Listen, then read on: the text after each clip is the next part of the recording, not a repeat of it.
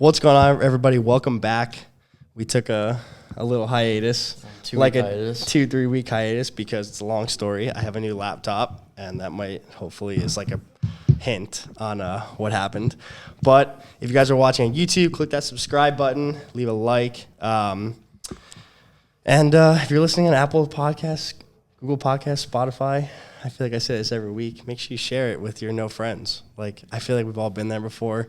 We've all had no friends, but we're all working hard, getting back after it. We got a guest today, and I feel like this was a topic that, so like when we first started this podcast, I was like, I always want to talk about this topic that we're going to get into, but you had to like pick the right person. And then I saw him at the gym. I was like, damn. I was like, he would give a good perspective, because I don't want to get someone that's like not a hardo. I mean, fuck it, maybe he is a hardo. I don't know. Are you a hardo? Yeah. You're a hardo? Okay, good. Then maybe this might be the right person. But we're going to get into it. You take it away. I sound like mad nasally right now, and I don't really want to talk as much to piss people off. So sorry about that. So you take it away. Well, to get started, just, want to introduce yourself, let the audience know who you are, where you come from, what you're about. Got your notes. What the fuck kind of look was that? I don't know. Get to it. I'm Christian Petrilli, and I'm a student at Cornell University. Fugazi. And I'm an Army ROTC cadet, so I'll be commissioning as a second lieutenant in the U.S. Army this coming May. Fuck yeah. And I've been a member of Iron Vault since 2019, since the beginning. Fuck yeah. And I'm a competitive powerlifter, so that's me. I feel like everyone we bring on is going to be fitness, but we don't want to talk about fitness. I know. Because everyone's been a member of the gym so far, so that would kind of make sense. Fuck yeah. So I think let's go into the ROTC thing, because I think I need to get educated a little bit too on the ROTC. Yeah, and that background also applies to our main topic today, which is leadership. So, yeah. Motherfucker. Sorry. That's what this is for. Oh, okay. There you go. It's better. So let's get into that. Talk about it. Okay, so how ROTC works is, so I'm in Army ROTC. So the Army, I have a scholarship to pay for my school, and the Army pays for my college. At Cornell. Yeah. And you can have the scholarship at any school that has a program. And during the semester, I take a military science class, I take a leadership lab, and then we have PT, physical training, in the mornings 3 or 4 times a week at like 6 a.m. And then on top of that, we have all our regular school commitments. And about once a month, we'll have field training where we're doing tactics in the woods in our training area. And then over the summers, there'll be additional training. And after doing that for 4 years, or if you join later, you can still do the program partially. You will commission as an officer in the U.S. Army, whether that be active duty, which I'll be active duty, National Guard, or reserves. So either full-time or part-time. And do you get to pick where you go? You get some say in your preferences. I actually just submitted mine the other day. Oh, really? Where? My number one is Fort Drum, New York. It's upstate New York. Yeah. Oh, that's like an hour upstate, right? Or no, it's I'm like thinking of somewhere else. 7 hours. Oh, fuck. I'm thinking of somewhere completely different. Where are you thinking? By like Bear Mountain. There's a fort up there, right? Yeah. There's West Point, and there's some like West Point. Yeah, there's by like Bear Mountain Bridge. Camp Smith. Yeah. It's a National Guard training ground. Okay, that's what I'm thinking of. What are your other options? My second one was Fort Campbell, Kentucky. And third sick. was Fort Carson, Colorado. That's a pretty cool one. That one's sick, yeah. I have a friend that is, he was in Germany. He did ROTC. He was a teammate before he like quit to pursue ROTC more. But he went to Germany, and then now he's in Austria. Yeah. He just posted a story. Germany's pretty popular. Yeah. I think he was in Belgium. What kind of job are you looking to do in the Army? So I recently found out I'll be a field artillery officer, so like a long range. Fuck yeah. That's awesome. It wasn't my first choice, but I'll still get some good opportunities. What was your first? Engineer. Oh, okay. Is that what you're studying in school, or? No, I forgot to say also I'm a biology and society major. Oh, okay.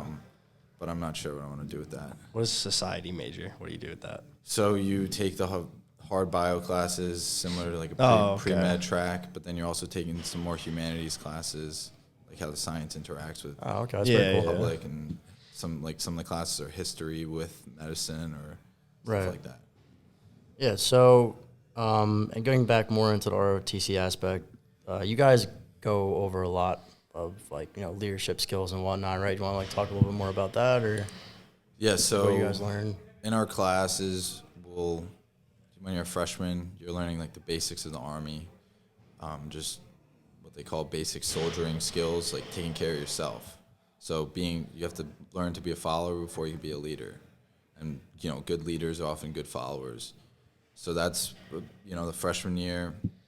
Sophomore year, you're starting to understand a little bit more what's going on in terms of the tactics or how the battalion is run. And then junior year is the biggest responsibility in terms of the training is directed at you, and you are the leader. So when we're doing tactics in the field, you'll be the platoon leader, the platoon sergeant, or squad leader. And the overall objective of ROTC is to learn leadership through the tactics of, like, basic infantry tactics. Yeah. So not everybody is going to go and use those tactics once they're in the Army. There's a lot of people in my program who are, like, pre-med or doing nursing, or there's a million different things you do. You do intelligence or whatever. But they're not going to use any of these skills, but they will learn the leadership that is being assessed through those skills. Right. And it's the most exaggerated in tactics where you're stressed and you don't have a lot of sleep. And Yeah, it's they're trying to time break you sensitive. down, essentially, to help you, I guess. I wouldn't say break you down, but put you in stressful situations Yeah. to force you to make decisions. I've always been fascinated because sometimes, like, at my school, Loyola had ROTC because I know it was Loyola, Towson, Johns Hopkins, all shared the same ROTC program. And I always saw all these people that would do it, but I never understood how it worked because some of the people that I saw that were doing ROTC, I was like, there's no way that these people are actually going to the military. Like, there's no shot. Like, Yeah. some of them, like, there's no way that this person. Yeah, I mean, there's Do you have there's to go? minimum requirements Yeah. of, you know, like physical fitness Yeah, and no. stuff, and some Yeah. people Don't meet And- that. or they barely do, Yeah. but they're coasting, and there's some Yeah. people who are really So you have to go go-getters. into the military if you're taking ROTC. You have to go once you're contracted. Yeah. So, like, if you can do ROTC without a scholarship and then contract when you're like a junior, and then once you commit, then you have to. But Okay. for me, like, I contracted when I was a freshman because I had the scholarship. Yeah. So I was committed right there. Yeah. So you already knew what you were doing. Yeah, but there comes a point when you're junior, senior year, and if you're not contracted, you're either going to be kicked out or Does it happen a lot? not too much, because it happens more weeding out, like, freshman, sophomore Yeah, you're year. weeding them out. People that are just doing it for, like, the money or doing it for, like, something like that. Exactly. Yeah. No, because that kid that I played with he was ROTC. He played Division I lacrosse and did ROTC his freshman, sophomore year. Yeah. Remember, the kid would, like, wake up 5, 6 a.m., do, like, PT, and then, like, go to class and then come to practice, full field practice, and then, like, do something else for ROTC. And I was like, dude, there's no way this kid's going tough to schedule. survive. But Yeah. then by his junior year, he decided to quit and do ROTC full time. Yeah, so we have a couple people who are, like, on the football team or wrestling. That's fucking crazy. But what we have them do is they don't have to come to PT in the morning. Yeah, that's what he did sometimes. Because they're already doing Their a physical ton of activity, training. yeah. And often a lot of those guys and girls are really good cadets because Yeah. they just have their stuff together. Yeah. They have good habits, and they have a lot of responsibility, but they rise to the occasion. They have Yeah. that structure already too. Being on a sports team, you know, if you have practice at a certain day, you have lift at a certain day, all that kind of stuff too, right? Yeah, exactly. That's like kind of like what we were talking about before. Like, from my perspective, like, I never did ROTC, and I've never been anything.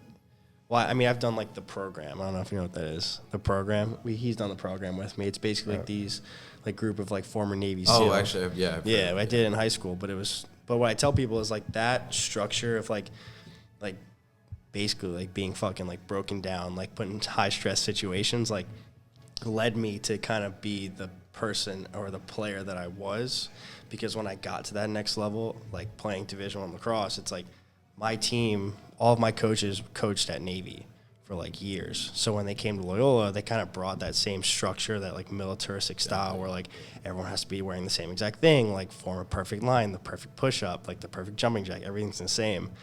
So when I got to that next level, it was easier for me. Like I enjoyed being yelled at. I enjoyed having to do the little things perfectly. And that's kind of like where this whole coming on came from, because I was like, this is a really good topic that I feel like a lot of people would like to know about. Yeah. I think that's a good idea. So, yeah, let's actually get more deeper into the topic itself. So now that we, already have the background down, what would you say kind of like defines a good leader? Because a lot of people can like be a leader, but not everyone is good at doing that job. Yeah, we see that every day. Yeah. Yeah. So what do you guys think? Well, you go first because you're the guest. Well, not to bring it into extreme ownership first, but for full disclaimer, I have not read this book yet. It's a great book. I have it, and it's my favorite book on leadership. So, I gotta get and they into didn't it. tell me it was going to be here before. No, listen, anything with Jocko in it, I'll read it or I'll watch it. So, I think a good leader is someone that takes ownership of both success and failure and any circumstances affecting whatever you're doing. So owning all the factors that go into anything, and that takes like a selfless person to place the mission first. And sometimes I'm inadvertently speaking in like military terminology, but it's applicable for anything. The mission, your goals. Yeah, it applies to anything you're doing in life. But being selfless to put your people first, put your mission first, and disregard yourself for that, is how I would define a good leader. It's pretty intuitive. I don't have I feel like eloquent it is, yeah. definition, but so my 4 years of playing lacrosse, I had every year we would elect 4 captains, and my freshman year, you could tell like what the main. It's probably the same thing. You could tell like what, like each captain or each leader or each like person that's elected to lead, like what their characteristics, what they bring to the table. Yeah, like you have that one person that's like the yelling guy that like tries to like motivate you. Then you have like the one guy who's like he's like the more tactile guy. Like he's trying to like motivate you in a sense of like mentally trying to motivate you. You have the guy that's like trying to be more schematic with types of things. And like my 4 years, it was easier for me to figure out which captain would be better suited, like which person was better suited for that job. Yeah. And I think the perfect leader, like you said, is someone that like always puts the team before themselves, but at the same time they're making decisions that sometimes the group might not agree with, but they know that's in the best intent for the group. Exactly. That happens all the time. Like as a leader, you have to make decisions that sometimes people don't agree with, but you know that you've been in those situations. You know that you're making this decision for the group, not for yourself, or you're obviously trying to get towards that next goal. And then if you build rapport with your people, they trust, when they don't agree with you, they trust you enough to see it through. And I've seen that. I've seen both ways. My roommate, my junior year, he was like a 6-year senior. He was like the leader that was like a screamer. Like guy was like, I respected the fuck out of him. Like the dude was just fucking psycho. He was the dude, like, you walk in the locker room, like, your fucking shoes are not turned the right way. He's fucking throwing everything out of your locker. He's coming to your dorm room, like, destroying your place. People hated him. People were like, I hate this guy, whatever. But there were people like me that I was like, I respect that guy because he takes it so personal. Like, he's gotten to the point where, like, you're not going to listen, he's just going to do it. But there are people that don't respect that. Yeah. So the problem with him was he was a guy where, we're down 5 goals. He's fucking in your face because you fucked up so many times. Some people would crumble. People like me, I was like, no, I want to fucking prove this asshole wrong now. Well, see, that goes into leadership styles. Yeah, there's different styles. But also his style, every style has strengths and weaknesses, but for him with you, that worked for you without changing anything. Yeah. But for some other people, he could be the same way, but learn how to build trust with them so that they start to receive it the way you do. Yeah, and that's where he struggled. That's where he lost a lot of guys in the locker room because he was that guy that would just be like in your face, and a lot of people lost respect for him because they're like, this guy's just an asshole. Yeah, so you have to show that you care. Yeah. And like not really a soft side, but show it in some way that it's not just him yelling at you, and you saw through it, but not everyone. Not everyone saw it. So like that's the balance of how do you show them that you care, and it's tough. Yeah. I've never been that type of person. Like when I just like the yelling aspect. I get it. Like in the moment, you want to yell and get everyone hyped, but I've never been that. The funny thing is though, the year that he was because he was captain 2 years. The year that he was like really our main captain was the year that we went to a national championship. Final Four, not national championship. Final Four, whatever. We went all the way to a Final Four. So, like my perspective, I would try to like tell people like, listen, you don't like this guy, but like we were fucking straight. Like you come in the locker room, like you were putting your fucking shoes straight. Or you were lining your helmet off the right direction because you're like, I don't want to fucking piss this guy off and just deal with it. I'm just going to do it. Yeah, it held you accountable, though. I had a similar situation in high school wrestling. I was a co-captain with another guy, and I wasn't the best wrestler on the team. I was like probably third or fourth best or whatever, but I was one of the co-captains, and his style was more like in your face, and he was the best wrestler, and everyone listened to him, and I was a little bit more quiet and like just led by example, and people respected me, and so like having that balance was perfect. And I think like I said, I wasn't the best wrestler, but I was a good enough leader, and like my coach saw that people like respected me, that it worked. Have you always been like the person where like you walk in the room and like people like know, like do you initiate that you want to take leadership when you walk in a room, or do you let it come to you? Do you know what I'm saying? Like do you walk into a room and you're like so a good example is like when you go to like a sports camp or like a clinic or something, like are you the person that like breaks down the huddle with a fucking group of complete strangers, or are you the person that sits back and like lets them come to you? I just sit back. Yeah. I'm thinking about that with like Army stuff, like going to training with people from around the country, and it's a group of fucking people like, you don't know. I'm more just quiet and like feel it out, and then they'll like lean into like seeing me as a leader. But sometimes, I mean, it really just depends on the situation, but I'm definitely not like the loud type. Jesus. No, I feel that. I feel like, because I've never, like we said before, like I've never been selected, and it hurt to be a captain. I've never in my life, because I've always been the person that like never walks into a room and like takes charge. Yeah. Like that's just the way, like all 4 years, like I'd walk in the locker room, I'm just like, I'm not here to lead. I want people to pick me because they follow me. And when we were in high school, our high school coach had a line, and it got burnt into my head. It's, you pick a leader. Again, I don't know if this was right, but to me, this is what I went with my life with. You pick a leader that you want to go into battle with.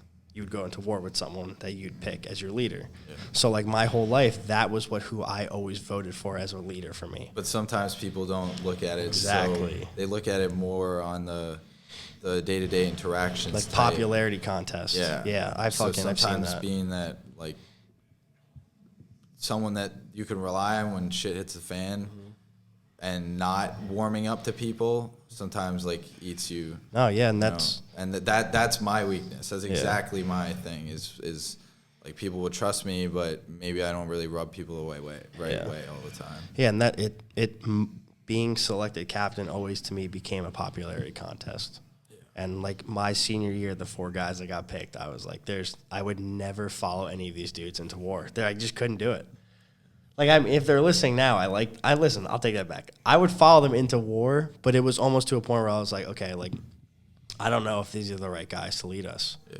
And we didn't make it that far, because you could tell, like, the guys are there for the popularity, but at the end of the day, they're really not doing it for themselves. And that actually kind of plays into, like, one of the questions. So how, like, if you are a leader, like, think about it from their perspective.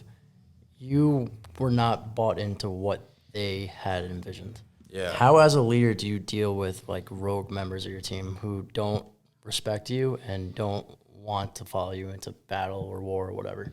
So I feel like, I had like this weird kind of thought all 4 years, I would always look at the freshman class, and whoever were the captains, I would see like by when those freshmen became sophomores, you could tell like who they emulated or who they like replicated themselves after. Yeah, you could tell. So my junior year, our captains were like popularity contest captain, except that one guy. So you could tell like that freshman class, like they emulated the same, like they don't really care, like they're showing up to things late. They don't have that same standard.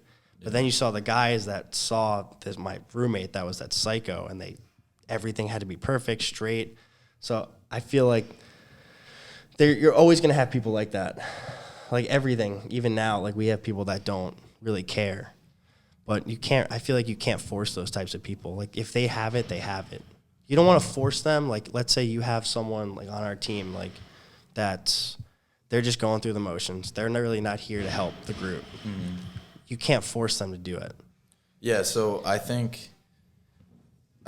agree with a lot of what you said, but in this book, in Extreme Ownership, the first thing you have to look for is what you can do yourself to improve that.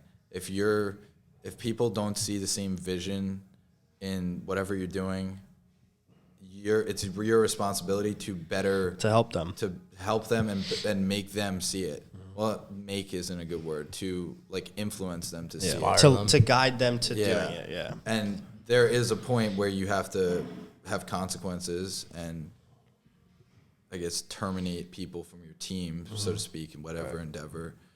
But you should be exhausting every option until that. Yeah. Because some people just need to respond to different things, and you as a leader need to show what you don't tolerate or what you promote and like the whole culture of it. Yeah, I feel like that's something that a lot of people struggle with when they are leaders is they give up really quickly on people. Yeah, so and it's not you're not giving up. You're just essentially you're trying to do everything in your power you can to get them to fall in line.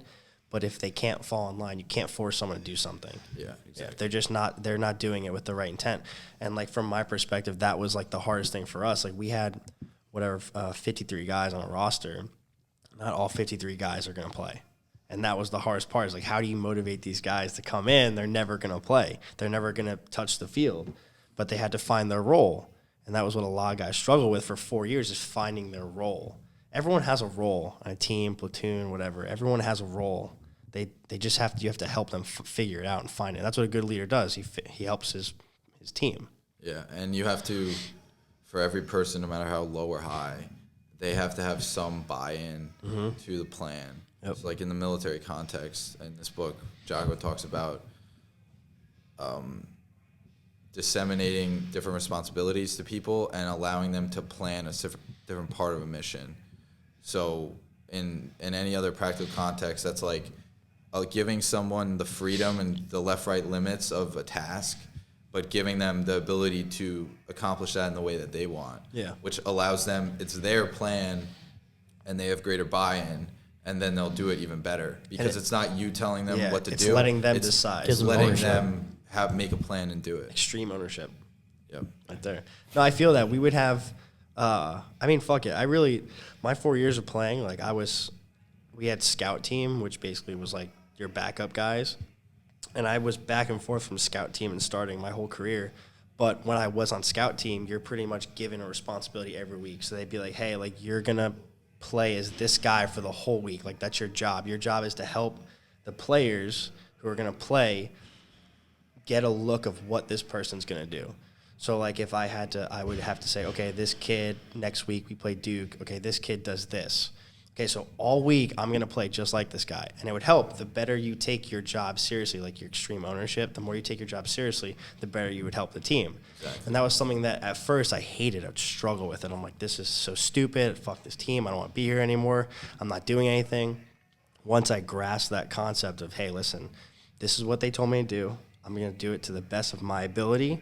It helped. It made the team better. It made my play style better because I was more confident. I was like, okay, if I could do this, I could do that. It helped. Yeah, it was better. That's a great example. Yeah, but I will admit though, it's very hard to flip the switch from going from being like, oh, I'm not here for this, to being like, I'm going to invest and like be that and take extreme ownership and do that to the next level. And it sucked.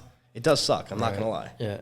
And the guys who can't make that transition of like a mentality, I've always noticed, at least in my experience with sports teams, they've always at the end of the day hurt the momentum a team has when it comes to like their games and whatnot.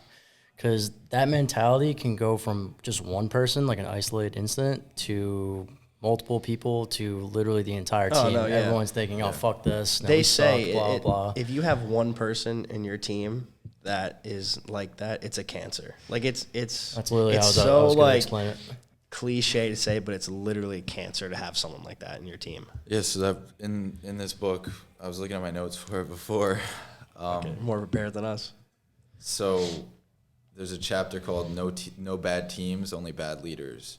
And when you have a toxic leader, it's going to radiate to the rest of the team. And if you have a weak leader, a toxic member of your team he's going to bring you down. But with a good leader, obviously, like we talked about, it comes down to personal responsibility. You can't change what people are going to do to an extent. But a good leader could be the difference maker in fixing that culture. Because that was a good example, Chris, with like with sports teams, you have a couple of guys who are just riding the bench and dragging the team down with the culture. A good leader can have a positive culture change, and that radiates to everyone. Yeah, I feel like that's something that a lot of leaders like struggle with. Like they know how to be a leader. They don't know how to help lead the guys that are not really invested. That's the hardest part. But that applies to everything though. That's like sports, like the military, business. That's like you can it's the easiest thing to lead people that are invested. Exactly. Yeah. It's the hardest part to lead people that are not invested. That's the biggest challenge, is to get those people motivated. And I feel like there's really no answer to that. Like you said, you just have to guide them in the right direction, give them a task so they can take ownership of it. And it's tough. If you're not, I feel like that's where I'm really not a good leader, is I'm very quick to like not give up on people, but if you're not helping me, you're useless to me. And it sucks. I feel like that's where I struggle. Maybe that's why I've never been an elected leader, is because I've always been, if you're not here with good intent, I got to move on. I got to keep going. Well, I mean, that's the whole dilemma, is it's easy to lead the people who are motivated and invested, but then your judgment as a leader is leading those other people who aren't.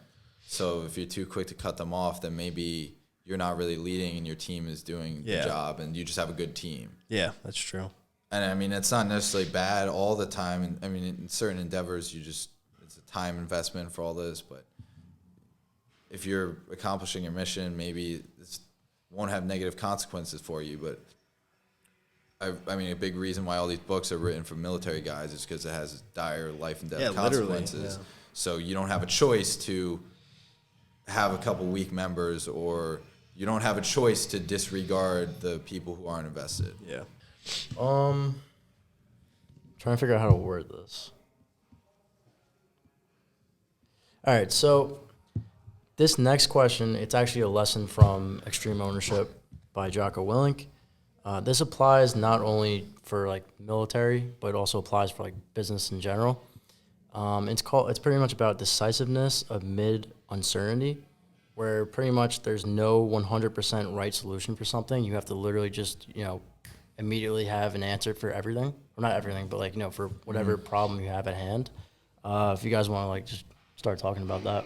Well, a quote that makes me think of that is always drilled into our heads during training is like, more bad is done by indecision than a wrong decision. So sometimes there's no right decision. There's just better and good. But what's the worst thing is making no decision at all. And like that's one thing that's pretty big in our training, any level in the military, is being put in stressful situations where there really isn't a right situation. There might be something that this guy would do or your instructor would recommend, but if you take one of three options, as long as you do those with decisiveness, it's going to end up better than the current situation. Yeah, I feel like, I can't really, like, my experiences are very different from his, because one day his will be life or death. Like, mine are like game time decision. You call timeout, like, you're down by 1, you have to make a decision. But I feel like that's where, like, real leaders are made, like, in those decisions, like those decisive decisions where it's like, listen, what the fuck are we doing? Like, you need to tell me right now. Like, and that's where, like, the fake leaders and the real leaders are decided. Like, the fake leaders just get to the back. But, I feel like that's tough, because there have been situations where a group, like, you come into a huddle and there's a group of 4 captains and they have nothing to say. One guy steps up who's not a captain, says something. Does that make him a leader? No, it just makes him the right guy for the right position for the right time. I mean, in that moment, it's really semantics. Yeah. But that's what you have to do, and regardless of your position. Yeah.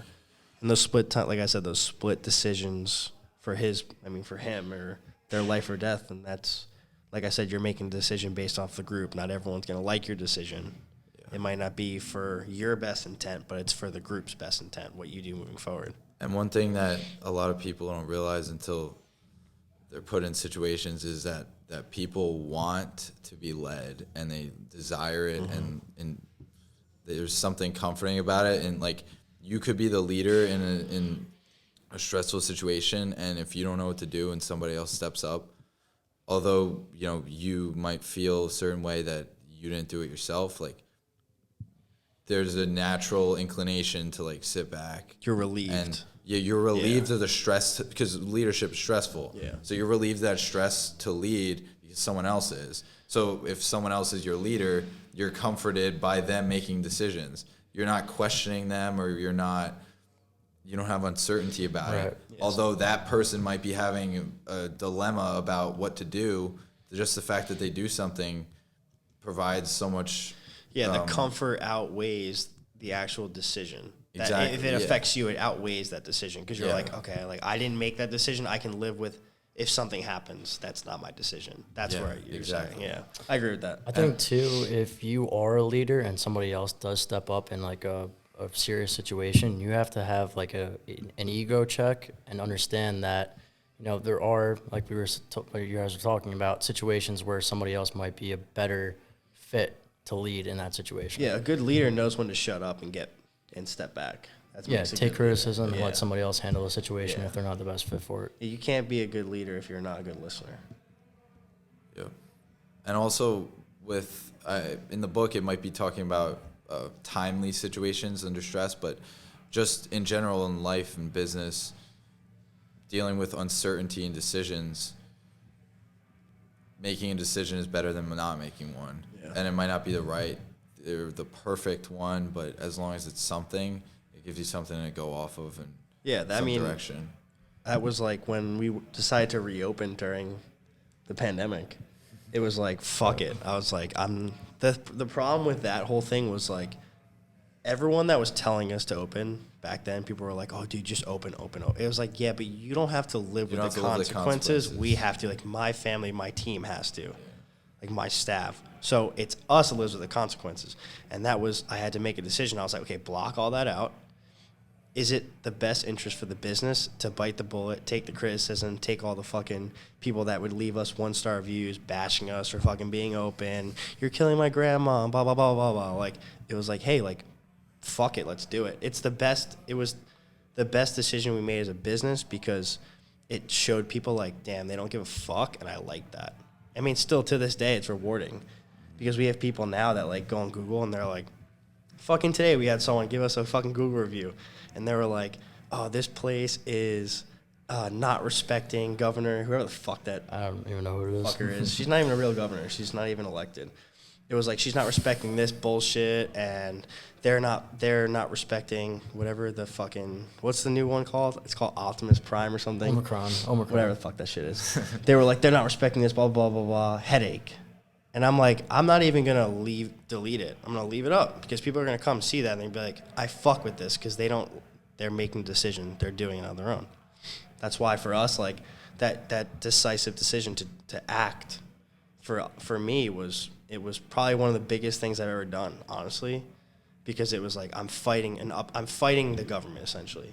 I was like, I'm fighting a battle that I'll never actually win, but it's the best interest for my business, my team, my family, and it helped. It was the right decision, I think. Right? You think so? I think it was. I think I mean, it helped our business. We're sitting here right now. Yeah. Yeah, it helped us. I think that's what people like about us the most is we made that decision. Yeah, and I mean, in terms of if you look at like leaders and followers, that showed a lot to your members. Oh, yeah. Everyone that came during that time, like me, or I mean, some people might have been, like loved the gym before that, but people see you do that for them. Yeah. Then that increases their trust. And And now they just love the gym and they're everything Iron Vault. yeah, and people, that's why I think it was not that it was a big deciding factor for a lot of people, but I think it showed people like who we are. Like we're like, get the fuck out of here. We're doing it. I think that's, again, we're going through the fucking same shit storm again. Like people see that we're not fucking cooperating and they're like, yeah, I respect that. I want to come. Right. And that's good. I think we made the right decision, but maybe I'm just biased. Oh, you did. Yeah. But that was a good one. Decisiveness, yeah. Because I've been on teams where people make the wrong decision, and it's not good. The year before I got to Loyola, they were playing Duke in the quarterfinals, and our coach, it was in overtime, and they send out this kid who was a scrub face-off kid. Kid wins the face-off. They didn't trust him. They were like, this kid's not good. He wins the face-off. He goes down the field. He shoots. He scores. Overtime to win the game to send to the Final Four. The coach didn't trust him. He called timeout before he shot. And they ended up losing the game because the goal didn't count. He made a decision, the wrong decision, and costed the team the game because he didn't trust his team. Decisive situation that didn't lead to the right result. Yeah. And I feel like that happens every day. People make decisions, but that as a leader, you have to live with that. So my whole career, it was always like, oh my God, we're in overtime. I really hope he doesn't call timeout. We had to live with it. Right. Fucking to me. Yeah, it's bad leadership. It was a bad leadership moment. Bad leadership call. Yeah, that he will have to live with forever. Which doesn't make him a bad person or a bad leader. It was just a decision he made that he has to live with. It's not life or death. It's my relationship. Yeah, but it's still applicable. And yeah. I'm not talking from that perspective yet. Yeah. But you have more input on that. But I read from, and I've heard from people who, mentors and instructors who are a lot smarter than me and more experienced, and I just try to recycle that in the way that I can. The whole point of this podcast, we want to get people's different perspective. Like we're trying to get fucking Rob O'Neill on. Yeah. Surprised I'm on it. We're trying to get him on. He's fucking busy. Dude's everywhere. Yeah. That last thing you were talking about the Loyola coach calling a timeout, not having faith in his team and whatnot, that actually plays into our last question for this segment. As a leader, how do you deal with failure? Because, obviously you're always going to get into a situation where you don't succeed in achieving a goal or a mission or winning a game or whatnot. So as a leader, how do you deal with that, and how do you deal with, maintaining the respect from your team when you fail? So I'll defer to Jocko on this one. Fucking Jocko. He's got the good points. We should get him on the podcast. I would fucking love that. So taking extreme ownership is probably the most important with failures, and like more important than success, because you want to defer your success to your subordinates and like allow them to enjoy it. But for failures, you have to take ownership of that. And that doesn't mean like saying, oh, like my bad, it was all my fault. It means this is what I did and this is what I'm going to do to correct it. I'm owning it. I'm owning the action, and I'm owning the next action to correct that, or how I learned from it. So it's not, and that relates to building trust, because it's not some empty, like, it was my bad, guys. Like, it was all my fault. Like, okay, well, even if it was or wasn't, you're not being honorable for taking all the fault on yourself. But if you have an actionable thing to do to either mitigate the consequences or do it better next time or something, you're building trust with the people under you and the people above you in any scenario, not just military.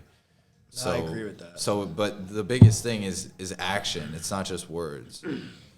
I agree with that. I never liked the guy that's after the game that like fucks up a play is always like, guys, it was my fault. I hate that. Like, I don't care. It's it doesn't your do fault. anything. It doesn't do shit. Yeah. Like, Happen. move on. Like, I don't give a fuck. Like, do it with your actions, right?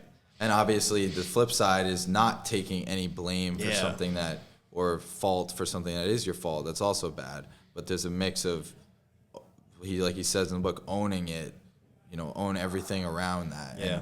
And not just taking on more blame than you deserve for how other people see you, but being honest about it and analyzing things you could have done, things that you should have done, or even things that people wouldn't expect you to do, but you could have done, like going above and beyond. Yeah, I feel like it's never really one person's individual fault in some situations. But as an individual, if you treat it like that, you're going to have better outcomes. Mm-hmm. If you take ownership. Exactly. Taking ownership, but not taking ownership, and there's a difference between taking ownership and acting versus taking ownership and not acting on it. Yeah, I feel like that. I feel like I've definitely had those moments where, like, people, like, I make a bad decision, and I just don't say anything. I'm like, yeah, it's all right. As a group, we fucked up. But it's not really the right answer sometimes. I mean, that applies to business, too. Like, I've made business decisions that are not good for the company. I mean, I've made investments that are not good for the company, but I've had to take ownership on them and act on it and try to recuperate what I've done. Yeah. And again, listen, live and you learn. And obviously, you want to recognize you can recognize other people's roles in certain decisions, but as an individual, as a leader, and an individual, it comes down to, like, who can you control yourself? So you might as well hold yourself to the highest standard possible. And if other people do or do not, you can't really control that. But you taking ownership of that, even if it's not within the realm of what people would consider your fault or in terms of failure, it's always going to end up in better outcomes. Yeah. I like this. I didn't see this. If someone under your leadership fucks up, it's your fuck up, not theirs. Exactly, yeah. That's because you failed to lead them or to teach them or to guide them in the way that and it's how you act, not how you dwell on it. Yeah. I fuck with that. Put that on a t-shirt. Good. I like that. Got a lot of nice t-shirts coming out then. Yeah, wait till January. Actually, I have something to talk about related to that topic. So in the book, and I think this is probably the most of, a lot of stuff we talked about is applicable, but very applicable to business or any other work, is like leading up the chain of command and leading down the chain of command. All that means is, your boss above you or people under you in the sense of business. So leading up the chain of command is, we'll start with leading down. That's the most straightforward. Everyone knows, like, being a leader for the people under you, providing what you need, providing the vision. But what do you do when the person above you, like your boss, is not doing their job well enough? How do you lead up? Now, in the book, Jocko would talk about you have to be the best subordinate to them and try to advocate for yourself and either convince them or influence them to give you what you need. So if your boss isn't answering their emails or doing whatever, you have to, like, do as much as you can yourself and then not get in their face, but hold them accountable. Exactly, for what they need to give to you. Yeah. And obviously you need to do it in a tactful way where it's a mutual benefit and they see it as them. You're just you're handing them an alley-oop, and it's you're handing on a silver platter what you need, as opposed to them taking the initiative on their own. Yeah. Now, does that make that person a bad leader? Maybe, but the person that, like, their boss, does that make the boss a bad leader? It can. I think I don't know if it's even a worthless or a worthy distinction. It's just if you're not getting what you need from someone above you, this is what you need to do. Like you said, leading from top down, and the bottom up. Agree with that. Well, I feel like that happens a lot. I feel like he tells me I slack off all the time. Yeah, he gets That complacent. you get complacent. It's not that I get complacent. It's that I'm hyper focused on something else and I forget about something else. That's the problem. Like once I invest in time on something, like I'm fucking gone with it. Like I will forget everything else.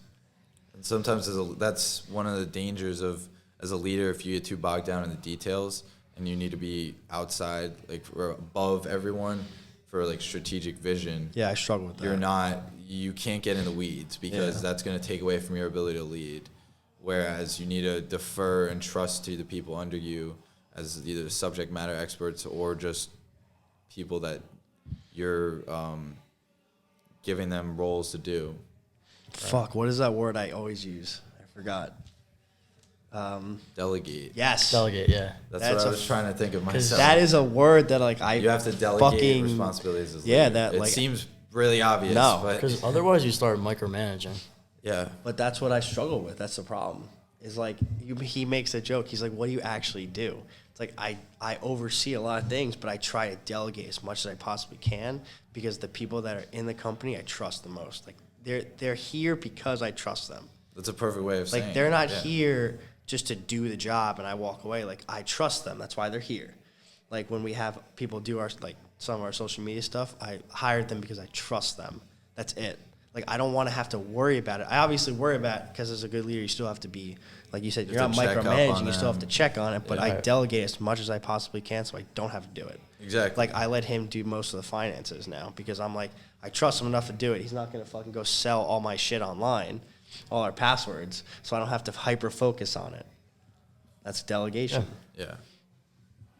And I delegate stuff further down the chain of command pretty much. Exactly. But I'm not slacking off. Sometimes. Just because I don't know how many fucking members we have doesn't mean it's too many. Just fuck it, yeah. Too many. It's too popular. Wait till we have the third one. Then I really will be like, I'm out. I'm on the beach. See you later. Oh, man. That'd be it. One other thing that I learned from an instructor of mine in ROTC was letting people under you fail sometimes to learn. So when I was a freshman, I got selected to go to air assault school over the summer, which is where like you learn about helicopters and rappel out of them. And Sick. yeah, it was pretty fun. Yeah. It was challenging but fun. And so we had to do some training for that at my school, just with my instructors. And the training was actually harder than the school itself because he just was so hard on us on everything. Like, very serious guy and super attentive to details. So what we had to do was do equipment layouts every week, and we'd have like some training involved with that. So we would do the equipment layouts, and for like 2 or 3 weeks, he would find something to fail you on. If like your button on one of your pants was undone, you would fail, which is how it is at the school also. But I had no idea coming into that. So, and if everything was right, he found something else to fail you on. So, and even, we had equipment, and we have a supply room where we have like extra equipment and the warehouse, and some stuff we didn't have on the list in the supply room, so we couldn't get it at all. But we still were penalized for that. Right. So the whole point we started to see was like we were meant to fail and feel what that's like. And I remember me and my buddies like getting our equipment ready the night before. Like, we have homework, all this other stuff. You got to get to the place at like 4 or 5 a.m. on top of all the other stuff that I talked about earlier. And we were like so nervous. We were like, this has to be perfect. Like, we were buttoning all the buttons, tying off everything, rolling it up the right way, making sure we had everything, checking it 3 or 4 times.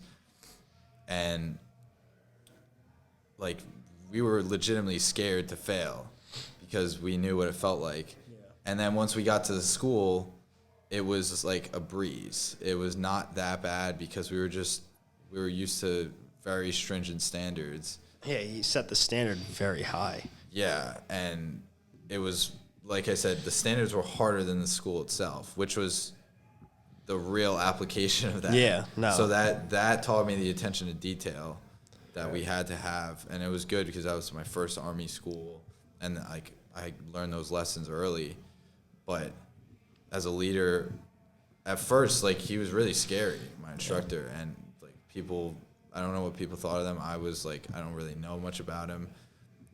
But through that, I realized like how much he cared about us, because when they do rotations, when he left our school, there were no other people. I mean, I had a lot of great other instructors. It was very different. But there was no one else like him that ran the program like that, where you were scared of him. But then at the end, you know, he pinned my wings on me and gave me a hug. And I was like, I felt like I did something right.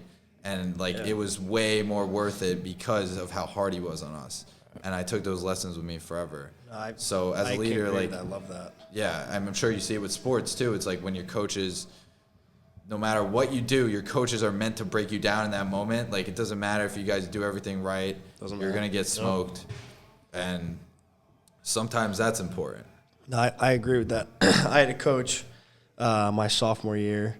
Everyone hated this guy. Like, no one liked this guy. Like, he was a fucking hardo, just like that. He would nitpick everything. Like, you had to step and throw with your left hand doing this, it was fucking, like, he was everything had to be done the right way. And when he left, it was like we fell apart. Like, because people were like, wait, hold on. Like, I don't have to do it that way? Like, what?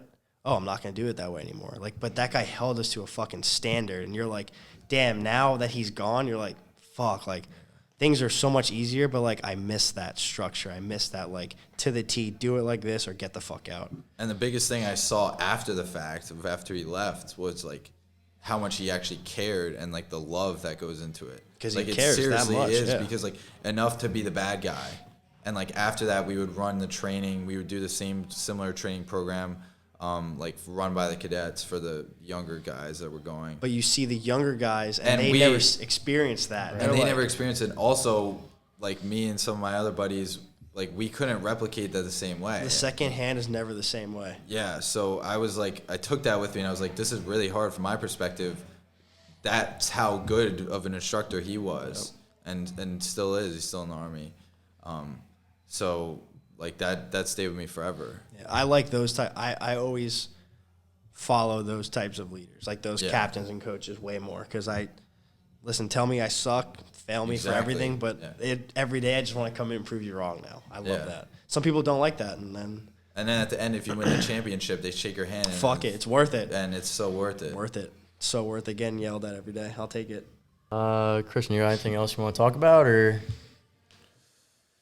In terms of what we were talking about with delegating and actionable things you can do, one thing is just drilled into us in, like, training and stuff is giving a task and a purpose. And then I would also add that you're giving a deadline or a timeline, because when you need things done, you obviously giving someone a task, straightforward. A purpose allows them to see the reasoning behind it, and buy into it, and then make it their own. And then a timeline is you being a manager and like setting a hard deadline. Obviously, those are malleable to the task and everything, but like, as a general rule, that's one thing that just is applicable to anything. I agree with that. And it's important. That's a lot of people don't really comprehend that. A lot of people think that they're being, like, bossed around versus being led, which that's a whole different thing that people just struggle with. Right. Yeah, difference between managing and leading, like we talked about before. Yeah. I agree with that. It was a dope episode. I hope people liked it. Yeah. You want to do the funny question? I don't have a question. We can do Damien's. All right, do Damien's. All right. So Damien came up with this one.